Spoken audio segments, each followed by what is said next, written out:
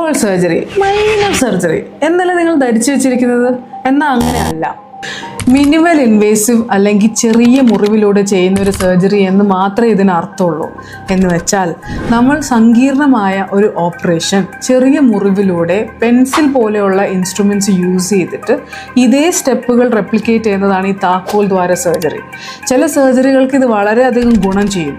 Example നമ്മുടെ അപ്പൻഡിക്സോ പിത്തസഞ്ചിയുടെ സർജറിയോ hernia ഇങ്ങനത്തെ സർജറികളെല്ലാം. എന്നാൽ നമ്മൾ മനസ്സിലാക്കേണ്ട കാര്യം എന്താണെന്ന് വെച്ചാൽ ഇതേ അസുഖങ്ങൾ തന്നെ കോംപ്ലെക്സിറ്റി കൂടുമ്പോൾ ചില സമയത്ത് ഇതേ ലാപ്രോസ്കോപ്പിക് സർജറീസ് ഓപ്പണിലേക്ക് കൺവേർട്ട് ചെയ്യാറുമുണ്ട്. രണ്ടാമത്തെ കാര്യം അനസ്തീഷ്യയുടെയാണ്. അനസ്തീഷ്യ ഇങ്ങനത്തെ സർജറീസിന് ജനറൽ അനസ്തീഷ്യയാണ് 90% കൊടുക്കുന്നത്. ഇതുവഴി തന്നെ പേഷ്യൻ്റ് റിക്കവറി കുറച്ചും കൂടി ഡിലേഡ് ആവാം. എന്നാൽ വേറെ വഴികളൊന്നും ഇല്ല താനും. മൂന്നാമത്തെ കാര്യം വേദനയാണ്.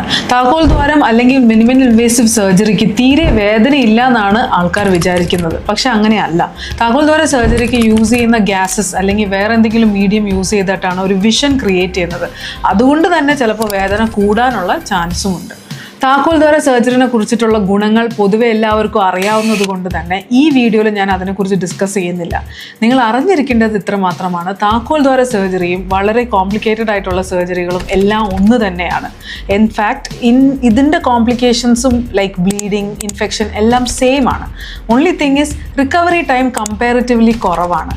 അപ്പോൾ ഏത് സർജറിയാണ് നിങ്ങൾക്ക് ഏറ്റവും നല്ലതെന്ന് നിങ്ങളും നിങ്ങളുടെ സർജനും ഒരുമിച്ചെടുക്കേണ്ട ഒരു തീരുമാനമാണ്. സോ ട്രസ്റ്റ് യുവർ സർജൻ, ഗൂഗിളെ അല്ല.